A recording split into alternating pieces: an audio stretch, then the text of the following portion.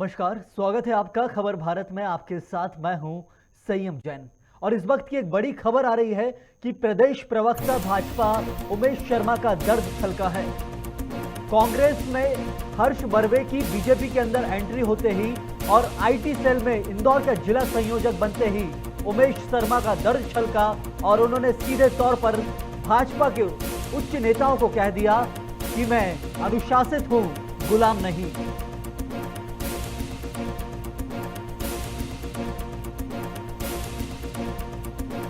के बाद ये एक बड़ी खबर जहां पर प्रदेश प्रवक्ता भाजपा उमेश शर्मा का दर्द छलका है। कांग्रेसियों की बीजेपी में एंट्री होते ही और उन्हें जैसे ही पदों की भरमार दी जाती है, कई भाजपाई नाराज होते हैं और उसी क्रम में यहां उमेश शर्मा जहां पर उन्होंने हर्ष बर्वे का भाजपा में आते ही और उन्हें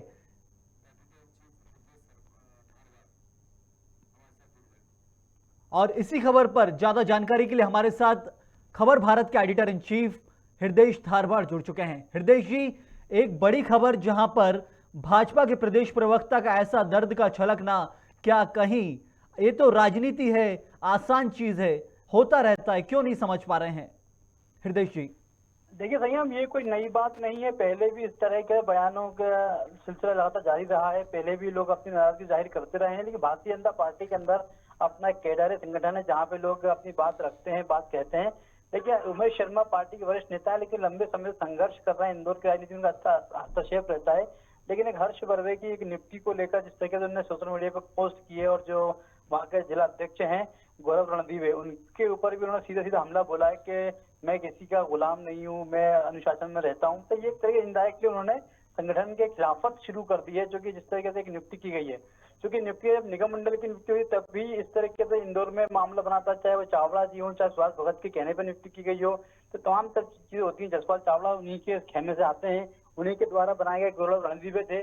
तो इनकी संगठन में अच्छी खासी घुसपैठ है, अच्छी खासी इनकी पेट है, और यही वजह है कि गौरव रणदीवे ने तमाम लोगों को साइडलाइन करते हुए एक एनएसयूआई कार्यकर्ता जो रहे थे उनको अपनी टीम में लिया है और आईटी टीम में उनको पद दिया है। इसी पद को लेकर विरोध वहां पर शुरू हुआ है और उमेश शर्मा जी की पार्टी के प्रवक्ता है, उन्होंने खुद सोशल मीडिया पर इस बात को लिखा है, पोस्ट लिखी है, जिसको लेकर विवाद अब शुरू हो चुका है। जी संयम। हृदय जी, एक और बात है, क्या इसमें उमेश शर्मा जो थे इंदौर के नेता होने के बावजूद वहां पर उनको साइडलाइन करके जो नए कांग्रेसी आए थे उन्होंने और पुराने कांग्रेसियों की एंट्री करा दी, ऐसा ही कुछ मामला सीधा सीधा है ये हृदय जी? बिल्कुल क्या, उमेश शर्मा लगातार वहां पर चुनाव लड़ने का प्रयास कर रहे हैं, टिकट की मांग भी करता है कि पार्टी ने टिकट तो नहीं दिया, लेकिन इस वक्त वे पार्टी की मेन बॉडी में है, प्रवक्ता पार्टी के बने हुए हैं। प्रवक्ता होने के बाद उनका एक दायित्व बनता है कि पार्टी की तरफ से सफाई पेश करें, बातचीत करें और पार्टी की छवि धूमिल ना हो, ऐसा कोई काम नहीं करे। लेकिन लगातार इस तरीके से पोस्ट कर रहे हैं, पार्टी की छवि और अनुशासन जो है खुद धूमिल हो रहा है। पार्टी दुहाई देती है कि हम अनुशासनात्मक संगठन है, हमारे पास केडर है, वैसे अनुशासन है, चाल चरित चेहरे की दुहाई देती है, लेकिन वो चाल चरित चेहरा कहाँ रह जाता है जब पार्टी के नेता ही अपने ही पार्टी के नेताओं पर निशाना साधते हैं। हृदय जी, एक सबसे बड़ी खबर इसमें यह भी निकलती है कि जो पहले ज्योतिरादित्य सिंधिया की, इतने बड़े नेता की एंट्री भाजपा में हुई थी और वर्तमान की मध्य प्रदेश की भाजपा सरकार, कहा जाए कि वो एक राज्यसभा की सीट के कारण ही आज टिकी हुई है, क्योंकि ज्योतिरादित्य सिंधिया भाजपा में एंट्री हुई, राज्यसभा के सांसद बनाए गए और भाजपा में कई नेताओं को दरकिनार कर दिया गया।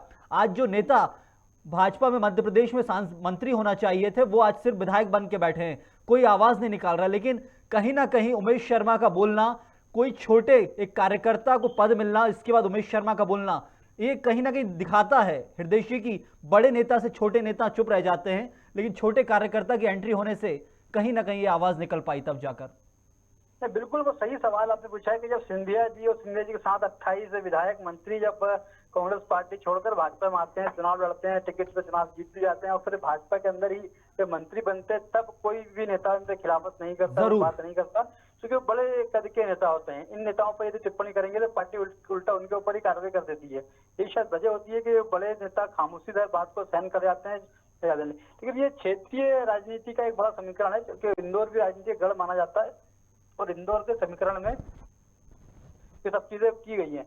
उमेश शर्मा खुद एक वरिष्ठ नेता है, पार्टी में लगातार लंबे समय से संघर्ष कर रहे हैं, कार्य कर रहे हैं, लेकिन उनके द्वारा जिस तरह की टिप्पणी की गई है ये वाकई चिंता का विषय है, जिससे पार्टी को चिंतन करना चाहिए, मंथन करना चाहिए। जी सही है। एक आखिरी सवाल हृदय जी ये भी उठता है कि इसके बाद क्या भाजपा के अंदर जो दुहाई दी जाती थी कि हम अपने यहाँ नेताओं का बहुत ख्याल रखते हैं, सब कुछ करते हैं, सब खत्म पर है, फिर तो सिर्फ वोट बैंक मायने रखता है, उससे ज्यादा कुछ भी नहीं। हृदय जी, हाँ, सही में कहीं ना कहीं पार्टी के जो शीर्ष नेतृत्व है उनकी भी भूमिका इसमें इम्पोर्टेंट हो जाती है, जो कि पार्टी में परंपरा रही है कि जब भी कुछ तरह की चीजें होती हैं तो पार्टी फोरम पर बात रखी जाती है, वहाँ बात को सुना जाता है, समझा जाता है, और जो भी बेहतर निर्णय होता है वो सामूहिक रूप से किया जाता है। लेकिन इस बार इस निर्णय में शायद ऐसा कुछ नहीं हुआ होगा, तो गौरव रणदीप ने अपने स्वयं विवेक से, स्वयं अधिकार से अपने हिसाब से नियुक्ति कर दी है। इसी नियुक्ति का वहाँ पर विरोध शुरू हुआ है। ये कहीं ना कहीं वोट बैंक से ज्यादा मुझे लग रहा है कि ये जान पहचान का मामला ज्यादा है। हृदय जी, जान पहचान के कारण उमेश शर्मा को साइडलाइन किया गया और एक कांग्रेसी नेता जो पहले से बीजेपी में थे, जिला अध्यक्ष थे, उन्होंने तुरंत अपने पुराने एक साथी को अंदर बीजेपी में पद दिलवा दिया। उसी का शायद एक दुख है। ये वही कोई वर्चस्व होता है लोकल नेताओं का, वर्चस्व के खातिर राजनीति करते हैं, जब उनके क्षेत्र में उनकी नहीं चलेगी तो ये सवाल स्वाभाविक है। क्योंकि जिस तरीके ने स्पष्ट लिखा है कि एनएसयूआई पृष्ठभूमि के ये कार्यकर्ता थे हर्षित हरवे, और इनको ही पद दे दिया गया, तो भाई कहीं ना कहीं ये उनकी नाराजगी है जो सामने आ रही है। बहुत शुक्रिया आपका हृदय जी।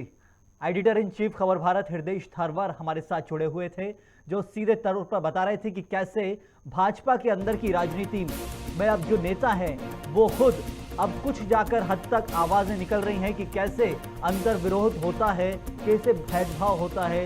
यहाँ पर जो नेता है उनको पद नहीं दिया जा रहा, जो कई सालों से मेहनत कर रहे हैं, और उसी का दर्द छलका है उमेश शर्मा का कि उन्हें साइडलाइन करके एक कांग्रेसी की एंट्री कराई जाती है और पद भी मिल जाता है, और उनके नाक के नीचे उनके क्षेत्र में एक ऐसी बड़ी घटना जिसका विरोध उमेश शर्मा ने कहा।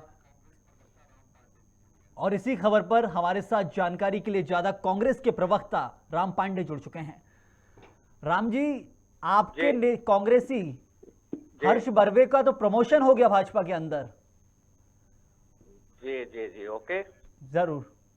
हाँ हाँ हाँ, तो ठीक है, भाजपा में तो नामकरण किया जाता है, किसी न किसी चीज का नाम बदला जाता है। वैसे ही गुलामी का नाम इन्होंने अनुशासन रखा हुआ है।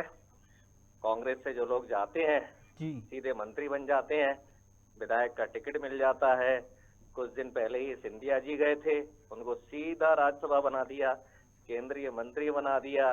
प्रभात जी झा जी बैठे रहे, सैकड़ों बीजेपी के नेता बैठे रहे।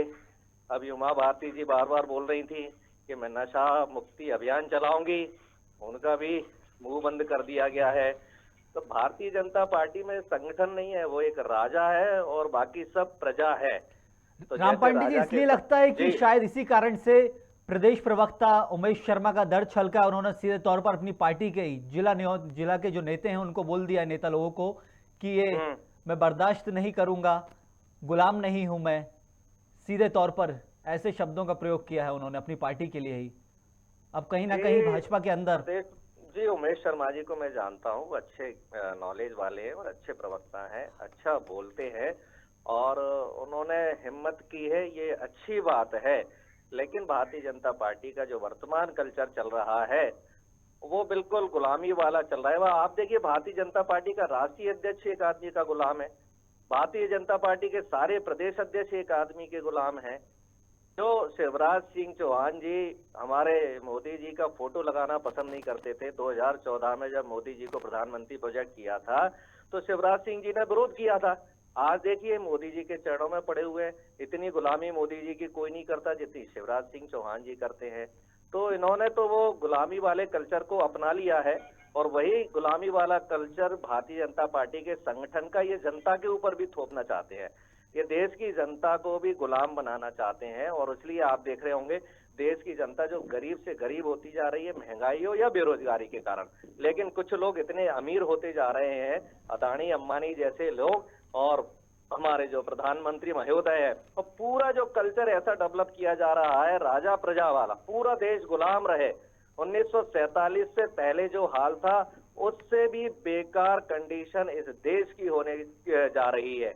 और जो संगठन आरएसएस गुलाम हो चुका है, जो आरएसएस बोलता था गौ माता को राष्ट्रीय पशु बनाएंगे, उस आरएसएस का मुंह सुला हुआ है। जो आरएसएस कहता था कि स्वदेशी अपनाओ, वो आरएसएस एफडीआई का स्वागत कर रहा है। जब आरएसएस जैसा संगठन एक आदमी का गुलाम हो चुका है, पूरी भारतीय जनता पार्टी एक आदमी की गुलाम हो चुकी है, तो इस देश को तो भगवान ही बचाएगा। राम पांडे जी, लेकिन इससे आपकी पार्टी को खासा नुकसान हो रहा है। धीरे धीरे करके पहले ज्योतिरादित्य सिंधिया को ले लिया, उस समय विरोध नहीं कर पाए भाजपाई, शायद बहुत ऊंचे कद के नेता थे इसलिए भाजपा के प्रदेश के नेता विरोध नहीं कर पाए। लेकिन अब आपकी पार्टी से नीचे की लाइन से भी लोगों को उठाया जा रहा है, प्रमोशन दिया जा रहा है, ऐसे तो आपकी पार्टी का वर्चस्व कैसे खत्म हो जाएगा प्रदेश के अंदर? राम जी, नहीं नहीं, हमारी पार्टी का 1% नुकसान नहीं हो रहा है। ये नुकसान जो हो रहा है, जो खरीद फरोख्ती राजनीति चल रही है, इससे देश का नुकसान हो रहा है, इससे भ्रष्टाचार बढ़ रहा है। हजारों करोड़ रुपए में विधायक खरीदे जाते हैं, आखिर वो पैसा आएगा कहां से? आज आप देख लिया, जहां भी 5 राज्यों में चुनाव चल रहे हैं, भारतीय जनता पार्टी पानी की तरह पैसा बहा रही है। आखिर ये पैसा आ कहां से रहा है? भ्रष्टाचार से ही तो आ रहा है ना। जैसे जैसे भ्रष्टाचार बढ़ेगा वैसे वैसे महंगाई बढ़ेगी, वैसे वैसे बेरोजगारी बढ़ेगी, वैसे वैसे गरीबी बढ़ेगी। देश गड्ढे में जा रहा है। कांग्रेस को कोई फर्क नहीं पड़ रहा है, कांग्रेस का कुछ नहीं बिगड़ने वाला है। कांग्रेस तो 1885 से संघर्ष कर रही है। कांग्रेस ने देश को स्वतंत्र कराया था। कांग्रेस की संघर्ष करने की आदत है। कांग्रेस तो युवाओं को आगे बढ़ाती है, नेता बनाती है। लेकिन भारतीय जनता पार्टी दबाव में, प्रलोभन में, लालच में कुछ लोगों को खरीद लेती है, कुछ को नहीं खरीद पाती है। आज पंजाब में, मैं अभी इस समय पंजाब से बोल रहा हूँ, भारतीय जनता पार्टी के पास चुनाव लड़ाने के लिए प्रत्याशी नहीं थे। दूसरे दलों के प्रत्याशियों को खरीदकर पंजाब में चुनाव लड़वाया जा रहा है भारतीय जनता पार्टी में। सीधा सा मतलब है, पैसे का इतना लेन देन होगा, 2 नंबर के पैसे का जब इतना फ्लो होगा तो देश गड्ढे में जाएगा। और देश गड्ढे में मतलब जनता गड्ढे में। भुखमरी, कुपोषण, गरीबी। आज हम दुनिया में, भारत सबसे ज्यादा क्यों पिछड़ता जा रहा है? बोलने से कुछ नहीं होता है कि हम विश्व गुरु हैं। सबसे गरीब देश कैसे विश्व गुरु हो सकता है? जब तक हम अपने देश की आर्थिक स्थिति नहीं सुधारेंगे, जब तक हम अपने देश की जीडीपी नहीं सुधारेंगे, जब तक रुपया डॉलर के बराबर नहीं होगा, जब तक पेट्रोल डीजल के दाम 30-40 रुपए नहीं होंगे, तब तक ये राम देश पांडे साहब, आगे नहीं लेकिन बढ़ बात सकता। ये किसी यहीं भी देश को आगे बढ़ने के लिए आर्थिक रूप से मजबूत होना ज्यादा जरूरी है। राम जी, लेकिन सवाल वहीं पर आता है कि अब इंदौर के अंदर कांग्रेस क्या मजबूती से आ पाएगी, क्योंकि भाजपा में अंतर विरोध अब निकल रहा है। देखिए, कांग्रेस से जाने वाले 5 तो देश के प्रधानमंत्री बन चुके हैं। अब इतने छोटे लेवल का आदमी, मैं नाम ही नहीं जानता हूँ कौन गया है, और आप बता रहे हैं तो मैं सुन रहा हूँ। बहुत मायने रखता है कार्यकर्ता। कांग्रेस से जाकर देश के प्रधानमंत्री बन चुके हैं। राम जी, बहुत मायने रखता है कार्यकर्ता। जब आपके नेता गए थे, जरूर जरूर, जब बहुत मायने रखता है कार्यकर्ता, कोई भी कार्यकर्ता जाता है और आईटी सेल में पद मिला है तो उमेश शर्मा का दर्द झलका है। उनका दर्द झलकना मतलब कहीं ना कहीं उन्हें मायने रखता है। वो हमारी नजर में गद्दार है। जो बिना कारण कांग्रेस छोड़ के जा रहे हैं, हमारी नजर में वो लोग गद्दार लोग हैं। बहुत शुक्रिया आपका जी, राम पांडे साहब, बहुत शुक्रिया आपका। प्रवक्ता कांग्रेस हमारे साथ जुड़े हुए थे। उनका सीधा तौर पर कहना कि पार्टी छोड़ने वाले गद्दार हैं। भाजपा के अंदर यदि किसी भी बाहरी नेता की एंट्री होती है तो कांग्रेसियों के लिए, खासकर जैसा राम पांडे साहब ने बताया, प्रदेश प्रवक्ता, कि ऐसे लोग तो कांग्रेस से जो निकल रहे हैं और भाजपा में एंट्री हो रही है, किसी भी पार्टी में जा रहे हैं, तो वो गद्दार हैं। लेकिन अभी जो देश के अंदर चल रहा है, कई राज्यों में पार्टी छोड़ के दूसरी पार्टियों में जा रहे हैं। भाजपा के अंदर कई नेताओं की एंट्री हो रही है वोट बैंक को बनाने के लिए, वोट बैंक को साधने के लिए।